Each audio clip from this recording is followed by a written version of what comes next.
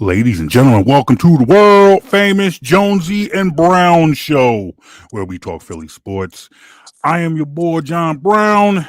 By my side is my partner in crime, Mr. Mike Jones. Who? Mike Jones.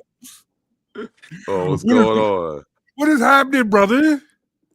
Oh man, I'm good, man. My Well, team's in first place. yes, we Well, my are. football team's in first place. Yeah. Well, look. Let's stick with the important things. The football team's in first place. Basketball team not in first place, but hey, They're you fun. know, it They're fun to fun at watch. least. It a hell of a lot more fun than it was last year this time. Exactly. But as people can see and can hear, we are not Yes, alone. indeed. We are not alone. We have an old friend with us this week, Yeah, man. Good to be ladies. back here. It is good to be back. Let me read down. Let me read this brother's credentials. Let me read through his resume real quick so I can give him the proper introduction. Ladies and gentlemen, this man is an alumni of KYW News Radio. Man also worked for WPHL 17 News, then moved on to WGAL News in Lancaster. He is now with the NBC affiliate Local 4 News in Detroit. He is a proud Michigan State alumni, the other MSU. Shout out to Morgan State. But he is a proud alumni of Michigan State University, and he is a proud member of Phi Beta Sigma. Ladies and gentlemen, yeah, that's right. Throw it up. We let people represent their frats and their sorors on this show.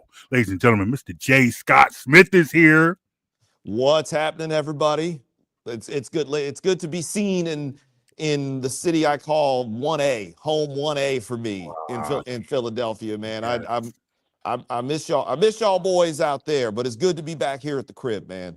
Hey man, we are definitely proud of the success that you have had. We're happy to see that you landed back home. We know Detroit is your home. We know Detroit is the city that you love. Mhm. So we are happy to see you back home, but you are missed in this city, man. Your presence is missed, your work is missed, and you certainly appreciate it, and we miss you back here, man. Hey, man, it's like I try to tell people this all the time. I spent 10 years in that. I spent 10 years in that city. I was there for when the Birds won that Super Bowl in 18, and it's the vibe around there. The Phillies getting to the World Series in 22, and working at KYW and doing all the cool things I did out there, man. It's like Philly's always gonna be a part of me. It's the only place I lived longer than Philly was here. So I ain't got nothing but good things to say about Philadelphia. And I've told anybody, you can't talk bad about Philly around me. That ain't gonna work. You can't badmouth that city in front of me and get away with it. It just don't work, man. We appreciate that, man. Part of you now. Yeah. Hey, real quick, because we're gonna talk Eagles and Lions today, but we know as an alumni of KYW News Radio, you were on the radio there for a long time. Just a couple of weeks ago, we lost Harry Donahue. I know you didn't necessarily work with him, but I just wanted to get your thoughts because that man was a legend in this city. Yeah, the Harry was like God tier in that building. Like he was legend, Hall of Famer. I didn't get to meet him. I think there were a couple of days he came up there because he was obviously advanced age. A couple of days he came up there. I didn't happen to be there at the time, but to hear from the people who've been there, the OGs and the ones who were there, they always spoke so highly of Harry that he was like that authoritative voice. He was the voice of everything from the breaking news out there all the way down to the school closings and he was that guy. So while I didn't get to meet him, I know that's a legend and an icon in that place. So clearly, like Harry Donahue meant so much to Philadelphia radio. So for obvious reasons, it's nothing but thoughts and prayers to his family, man, because that's a legend. That's a piece of history. Harry in Philadelphia was the same as Larry Kane and those names that people who lived in Philly, and when y'all educated me on who those guys were, like the Jim Gardners of the world, those dudes. That's where Harry Donahue was. So I had nothing but respect for them. I always respect the ones that came before us, man. Exactly. Appreciate that, man. Those very kind words. Very kind words, man. Hey, look, you've been here. You said you lived there for 10 years. Now, you're back, you're back in Detroit. But, the Lions are your team, correct? That is Always. Mhm. Always have been, man. The Lions have always been number one with me and went through so many just awful. We've had this conversation. It was Mhm.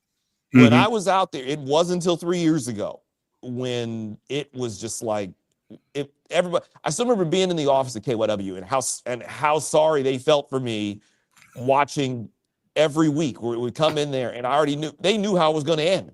They knew Mhm. how it was going to end. Even in the Stafford years, they knew how it was going to end. It may start off pretty good, but you knew how that game was ending. And I still, one of my favorite memories from KYW is the day Dan Campbell was hired and that press conference, the infamous kneecap biting press conference. I'm sitting at my desk watching that press conference and I'm just, my jaw is on the floor because I didn't know what to make of what I was watching. And I still remember his name's Dan Micah. He was working there. He was my producer. He walked over because he heard Dan Campbell and he looks at he looks at the video and he looks at me and says, "Bro, I'm sorry.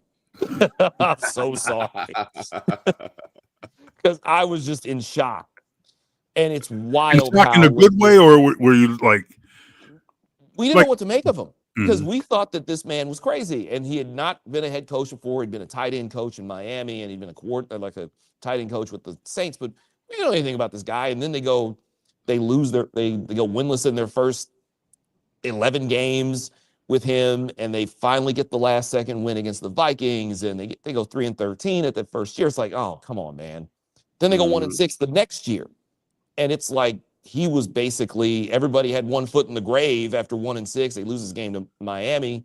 And I'm just Dead sitting there man like, oh, walking. dead Mhm. man walking. It's like, okay. And they got Green Bay coming in with Aaron Rodgers the next week. Like, all right, so it was nice. It was nice seeing you. Then they win.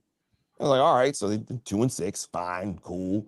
Then they go to Chicago and win there by 1 point over Justin Fields. Like they just barely beat the Justin Field Bears by 1 point. Like, all right, Bears ain't no good either. So they at least they're up to 3-6. Mhm. It was a game where they went to the Meadowlands.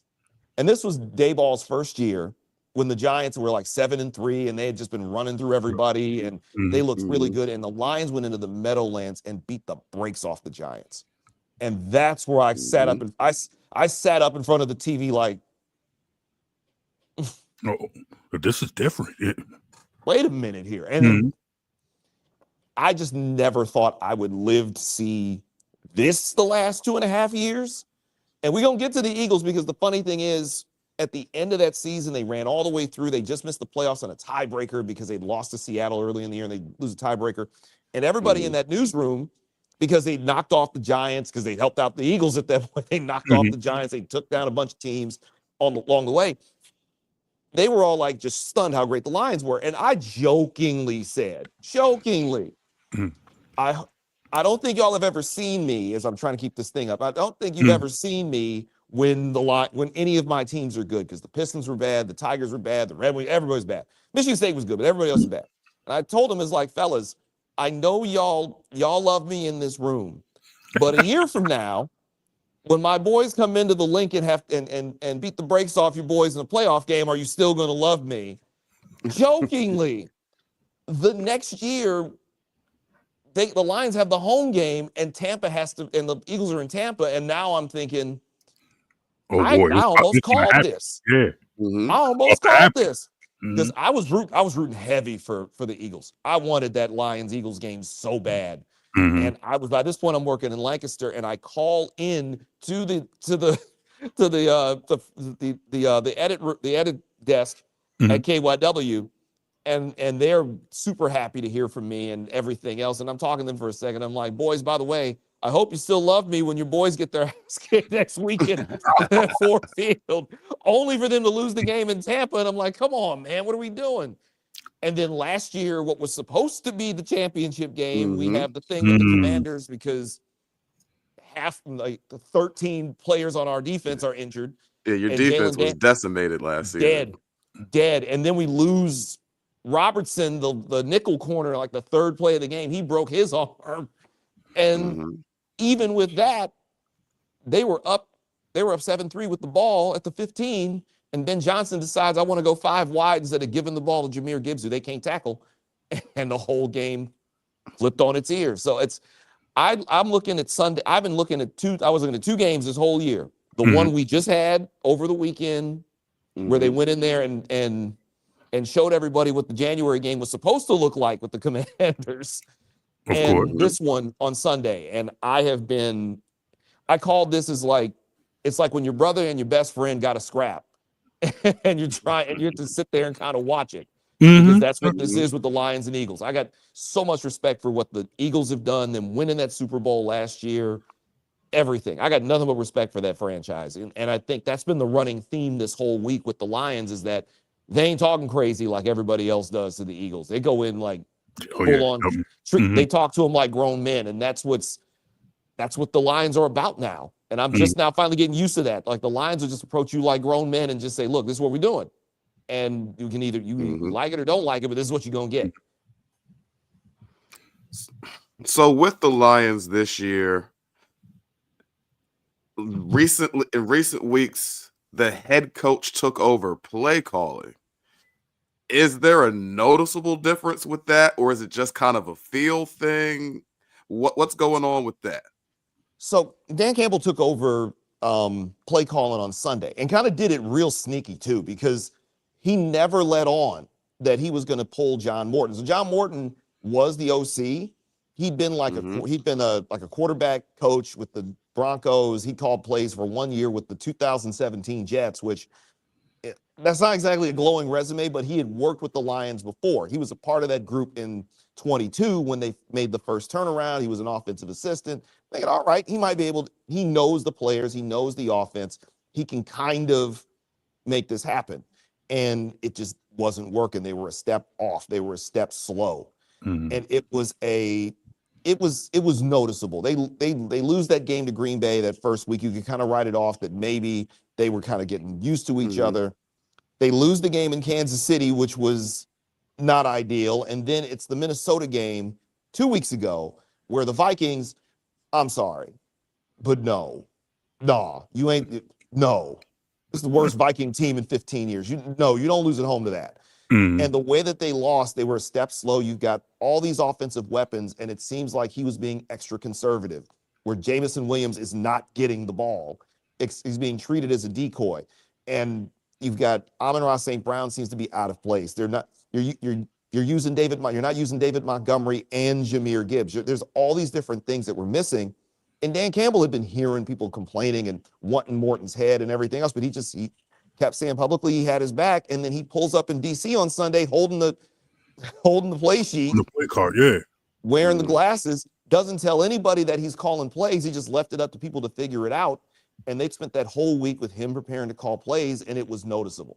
It looked so much more like the last 2 years on Sunday, where he made it a point to get other guys involved, to get J-Mo involved, to run the two running back set with Montgomery as the lead back and Gibbs split out wide as a receiver, almost like kind of like a Darren Sproles setup, where he's out there as a wide receiver on some plays, running as an extra slot with St. Brown. So you don't know who's coming.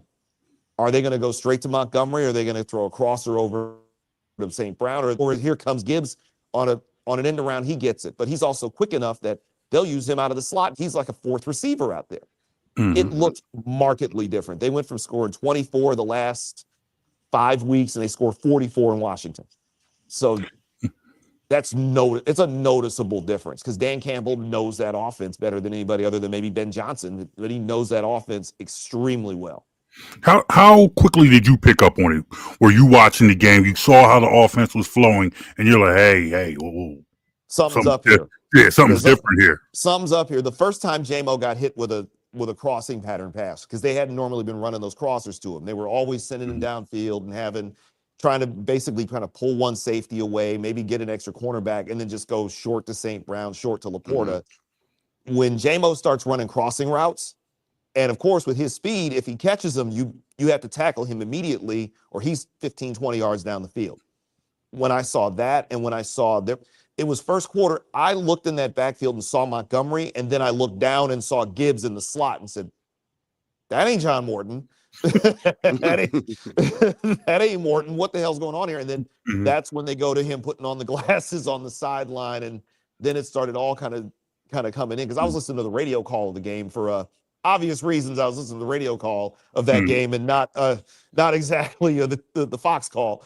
And even Dan Miller and Lomas Brown, who called the game, were kind of pointing it out. Just like, it looks like Dan Campbell might be calling some of these plays here. And then it became pretty clear what was happening and what was going on there.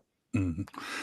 Now, I know you still follow to an extent what goes on here in Philly, and you know that there have been. We're kind of in a similar situation where fans and even certain players seem to be a little bit frustrated with the way the offense has been playing, the way the play call is playing. Do you see similarities in the two situations? To a certain extent. The Lions don't have like a player who's expressing any discontent, because if there were a guy that was going to be pissed off, it was going to be J-Mo. He just signs the extension at the beginning of training camp, and they're not throwing him the football nearly as much. He had one game where he got off earlier in the year, and then he had a game where he had no targets. And it was like, you can't let that kind of an offensive weapon have no targets. But you didn't hear a peep out of him, because one of the things they love about J-Mo out here is that he's super goofy, but he's got world-class speed, and he's tough. And his whole thing was, fine, I'm not getting the ball, so I'm going to be downfield blocking. If you watch a lot of the highlights of a lot of the Jahmyr Gibbs runs or the long plays to St. Brown, look for number 1 in blue. He's usually one of the lead blockers, and I think the Lions even put out a video of him running crackbacks, and even in D.C., even as he's catching these passes. He's kind of kept his mouth shut and just went in there. And basically, his teammates are the ones who are saying, we need to get J-Mo the ball. Why aren't we getting J-Mo the ball? What's happening here? We need to get one the ball. That's their whole thing, and now they're finally doing it. I know the A.J. Brown thing is coming up, because we were just talking about it in the office earlier, the A.J. Brown thing. That makes me nervous, because I'm thinking at some point he's going to have a get-off game, and I would much rather he not do it against Detroit. But that's the one, a lot of the similarities with how these teams are regarded. AJ is the biggest difference between us and them. I will say the conversation about Jalen Hurts and Jared Goff is very similar. The conversation about the offensive lines is very similar. The defensive, now I will say the Eagles have a better overall defensive line, while at least for now I would say the Lions have one great player on the defensive line. The whole Birds line is incredible, so that's the thing that makes me nervous about Gibbs and even more so Montgomery. But it's the AJ thing. That's the one thing that I'm trying to figure out. Every time I look up this brother's, and he had a couple of games where he got some catches, and he's still kind of doing his whole deep philosopher thing with the book. I remember that from last year. The book, the book reading with the the philosophy. books. He's reading books on the sideline and kind of doing that. That's one thing that I will say that the Lions tend not to, is the Dan Campbell era Lions. That's not a thing. Like that sort of thing gets wrapped up pretty quick. Like if you got a problem, it ain't spilling out publicly. It'll happen on the low. We'll do it like grown-ups, and then that's it. That's where I see the one difference. I will say this, though, in comparing the two situations with Detroit, yes, Jared Goff, we all know his limitations as a quarterback, but his strength is in the pocket distributing the ball to his playmakers. The Eagles' offense, however, like we've seen them when they're at full strength, clicking on all cylinders. That's the NFC Championship game and Super Bowl last year, where you're putting up 40 points and looking like no one can stop you. But the quarterback's strength is not necessarily playing that style of football every game. So it will tend to receiver frustration a little bit more than playing with a guy like Jared Goff. Oh, yeah. Jared Goff, you're worried about him not showing up in the big game. And the other thing the biggest worry we've had this year is the offensive line, because while they're still really good, they're not as good as they were last year, because Frank Ragnow retired. Yeah, Ragnow retired. Kevin Zeitler, we kind of forget about him. He goes to the Tennessee Titans to be closer to home. So you got to replace Zeitler with the rookie Tate Ratledge, who's really, really good, and the other kid, Christian Mahogany, who was kind of playing some. He played some last year, so that's something they've had to figure out. The Goff thing, as long as they can protect Jared, he looks phenomenal. Because he's not getting out of that pocket. I jokingly will call him during games crazy legs when he decides he wants to run he goes off of one of his 4-yard runs for a first down, and we're all just praying to God that the man just gets down as soon as he gets into the open field. Do not get hurt. The thing I see with Jalen, he's got that strong arm. He can run, he can do all these things, but it seems like there's something, even in the games they win, it seems like there's a step off. I'm never going to question his ability to win big games and come up when it matters, because you're a fool if you think that he can't win. I spend just as much time to battling these clowns, because the Eagles always been my second team anyway. Going back to Randall Cunningham and Jerome Brown and Reggie White, I was like, that's when I was a kid. I was so I'm always going to be there. Seeing what Jalen is, it's like he's got this ability, but it seems like they're a step off. When they're on, they're largely unstoppable. But there has been, even in the games they've won, where it's like, I don't know what's going on here. And it's hard to figure. The Lions is pretty simple. If you give Jared time and you protect him, he's able to run those play action passes, because they ran a 51% or some crazy number out of play action sets, where if he's turning and showing that ball to Gibbs with Gibbs's ability, you have to account for him getting the ball. And then that's when you look up, oh, there's J-Mo down the field. Hey, there's St. Brown riding. Oh, look, there's Sam Laporta. Wait a minute. Here's Khalif Raymond coming around someplace else. Got a tight end named Brock Wright. I don't even know who that is, but he just happens to be open and he's catching a touchdown pass. That's what they do. Oh, it's so funny. Like when Brock Wright scores a touchdown, it's from like 2020. It was from 22, where he scored a game-winning touchdown, and Dan Miller and Lomas Brown didn't know who he was. So he scores the touchdown, and Dan Miller yells, "That's a touchdown for Brock Wright." And Lomas Brown says legit, "Who?" And he's just like, and Dan Miller yells back, "Brock Wright." So now that's a thing, is that it's just Brock. They should put "who" on the back of his jersey. Nice. But that's the thing, is that they've got the kind of players where when it's clicking, they're an offense that you can't stop, but you have to protect Jared Goff. If they can't protect him, they're out here losing games to the Minnesota Vikings and letting the Bears hang around, or maybe not the Bears, letting the Browns hang around for 2.5 quarters and things like that. So that's the biggest difference for the Eagles. They're always going to have my respect, because I've seen what that looks like when they're hitting on all cylinders, and I want no parts of that on Sunday. I want one more week of them kind of being a little, and then they can get back down to business after that, because it makes me nervous, man. No, I understand. But look, I feel like the way that last season ended with the way the last season ended, Eagles in the Super Bowl, and unfortunately the way the season ended for the Lions, I feel like people tend to forget that the Lions were the number 1 seed in the NFC. 15 wins. 15 wins, 2 losses, 11-1 versus the NFC. They were the team to beat. Now, you had touched on it earlier that Lions ended the season with a lot of injuries, and the Commanders were able to kind of take advantage of that in the divisional round.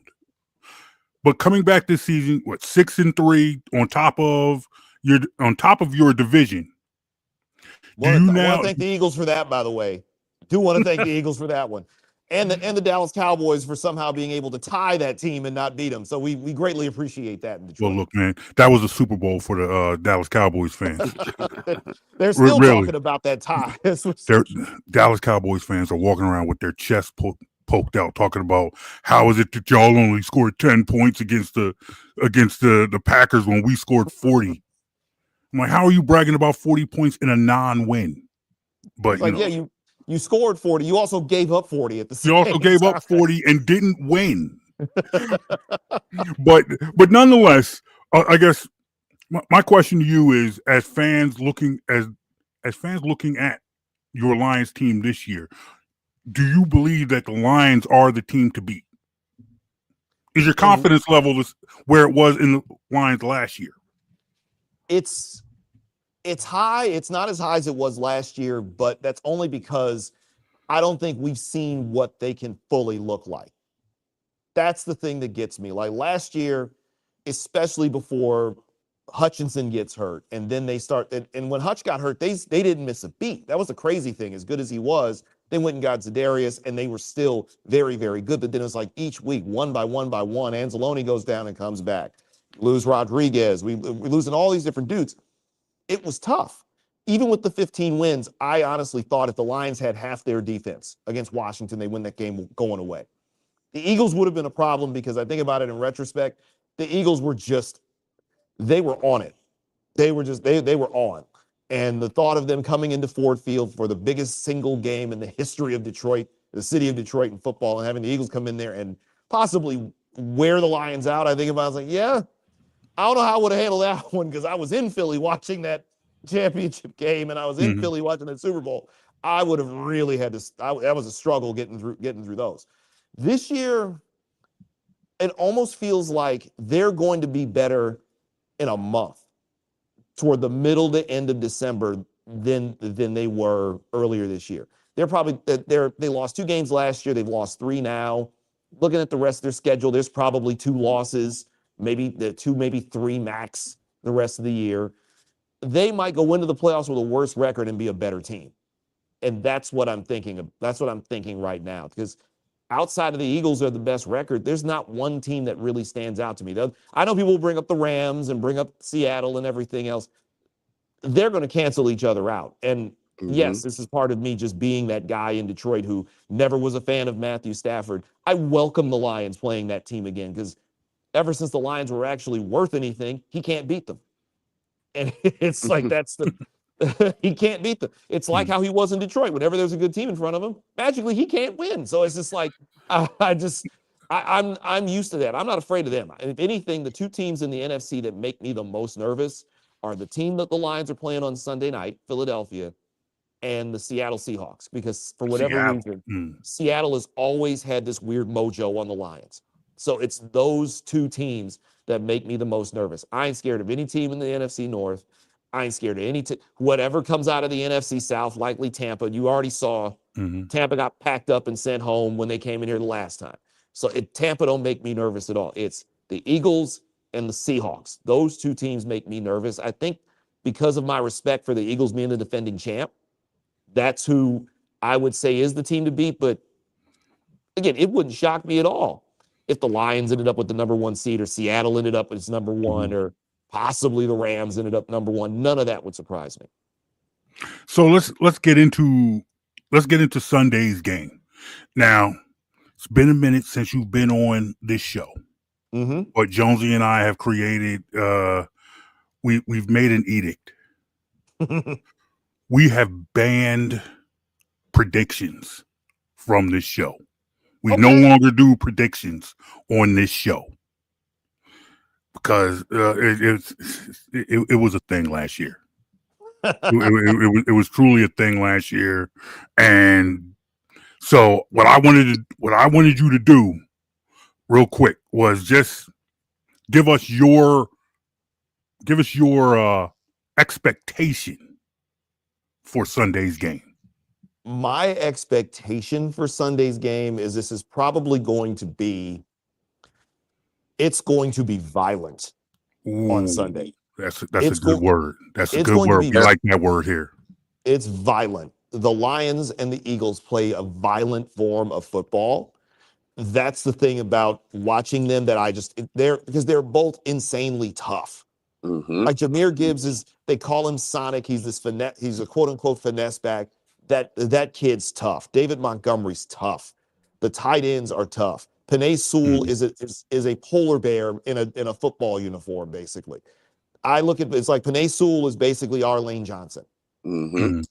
The dude you want no part except in he's so ridiculously athletic, and you'll see it at certain points that you will look up and see 58 like 20 yards downfield running in front of a Jahmyr Gibbs, running in front of David Montgomery, running in front of J-Mo. The Eagles are the same way. Where Saquon, it's like Saquon I feel that the Lions' defense secondary is the thing that makes me a little nervous because they're still kind of working with a no-name secondary because Kirby Joseph's probably not playing. And outside of Brian, like a Brian Branch, Saquon Barkley meet up would be rather fun to see because those 2 dudes are mad violent. They're gonna hit people. J-Mo is tall and skinny, and he's tougher than a Timberland boot, man. He takes hits, he runs out, he blocks, He does a lot of things. So that's going to be one of like that 10-7 game in Green Bay. Mhm. The way the offenses are with the Lions, you could see a game that's 10-7. You could see a game that was 34-31. And it would be just as violent as possible. Like dudes are going to be getting hit. That's the thing that's going to be the big part of that. No predictions on scores, as I'm not a big fan of prediction radio either. I'm a Bang. Don't do that. big fan of the predictions on scores, but the thought that they're going to be out here like they're going to have their hitting shoes on Sunday night. That's what that's Philly and Detroit. Like if Philly and Detroit met up in the streets, that's kind of like what this will be with Philly and Detroit on Sunday night. All right, man. Hey, real quick, for those who were a fan of your work here in Philly, people who still want to follow you, still want to keep up with you, how can people reach you? So I'm still on the social medias. I'm still Real J Scott Smith. It's all one word. Real J Scott Smith, spelled JAYSCO, 2 T's, SMITH. I'm J Scott Smith on Twitter because her mama named him Twitter. His name is still always going to be Twitter. I'm always on there during games. I'm going to be on there Sunday night. I just recently, it hasn't become fully official yet, but I just recently got promoted to weekend anchoring. So Saturday and Sunday mornings are where people can see me on the desk, and I'm still out in the streets this week. I actually got of course, clickondetroit.com is where you can go to see all of our work. Plus, you can even watch if you want to see what news is like in Detroit. Feel free to check us out. I'm working on actually just did it today. We're starting a series on the Detroit Pistons because I also do some sports feature stuff along with the news and everything else. I did a list of features on the Tigers over the summer, and now we're starting to do some stuff on the Pistons. George Blaha is the Pistons play-by-play man. This is his 50th season calling Piston games on radio or TV. He basically George Blaha is our version of Merrill Reese. Like George can go anywhere. He's good in the streets out here. He's the living legend, George Blaha, one of the nicest guys in a basketball encyclopedia. I got to sit down and talk to him today. That's going to be running because he just went into the Hall of Fame. So that's going to be happening in the next couple of weeks. I got something coming up with John Mason, Mr. Detroit basketball, the actual voice of the whole Detroit basketball in the arena. Most of y'all don't know, John Mason was the voice of Detroit mornings on radio for 20 plus years before the Pistons brought him in 25 years ago. So it's like, yeah, a whole generation of us woke up with him on the radio. It's like you think of Miss Patty on WDAS, that's John Mason. That's John Mason on 105.9 here in Detroit. He was on WJLB. So clickondetroit.com to check that out. You want to holler at me? It's Real J Scott Smith on Instagram. I'm on TikTok at Real J Scott Smith. And on Twitter, I'm just J Scott Smith, man. And again, nothing but love for you guys. My podcast, JSC Radio, the archived episodes are still there. And at some point, if need be, like I don't know, if the Lions somehow end up in a Super Bowl somehow, I'm blowing the dust off the mic, and I got to get back in there. Nice. They're gonna need that. The podcast streets need you, brother. The podcast streets definitely need you. If we ever get that Eagles-Lions playoff game we're looking for, we're going to have to talk to you again. Oh, yeah, definitely. Oh, absolutely, because there's still that part of me that still thinks about 1995 and what happens when we went out there the last time. Hey, just real quick, because I know you're strapped for time, but what happened in that game? I don't need to bring that up. You know what happened out there. I got to talk about that. That was I just got that out of my head the last couple of years. Fair enough. My frat brother Lomas Brown said that he wrote a check that unfortunately the Lions couldn't cash that day. So now we had to live with that one. But I've always got nothing but love for you guys out there in Philly. Like I said before, you cannot say a bad word about that city in front of me and think it's going to stand. It will not happen. Philly made me who I am in a lot of ways, and it's why I'm on TV out here now is because of the work I was doing at KYW and at PHL. So, hey man, if any chance I get to come back there, I'll be back there too because I got just as much love for that city as anybody, man. Well, definitely. If you come back out here now, you making that good weekend anchor money. You can take me and Jonesy out to lunch or dinner sometime. Treat us to a meal. We would definitely appreciate that, man. What's funny is that George Blaha has been in the game so long. It's like he has spots, and he straight up recommended to me, like, next time you go to Philly, there's a couple of Italian spots in South Philly that you need to check out, giving me names and everything, man. So I'm like, I'm always trying to get back out there, dude. Look, man, don't threaten me with a good time. You want to go for Italian down in South Philly? You give me and your boy Jonesy a call, and we'll come through and we'll make sure everything's legit. Anytime, brothers. It's like, again, thank you so much for this. Philly, I got nothing but love for you, and I'm rooting. It's always go Birds, except on Sunday night, because I'm sorry, I can't do it on Sunday night. I understand that's not good enough for us. The streets here won't allow me to walk out here. Certainly, I certainly understand. And you still get a lot of love. J. Scott Smith, thank you, good brother. Hey, man, anytime, man, is greatly appreciated. Thanks for having me on once again. All right, man. Once again, that is J. Scott Smith of Local 4 News, the NBC affiliate out in Detroit. Jonesy, real quick, let's get on out of here. You got any final thoughts?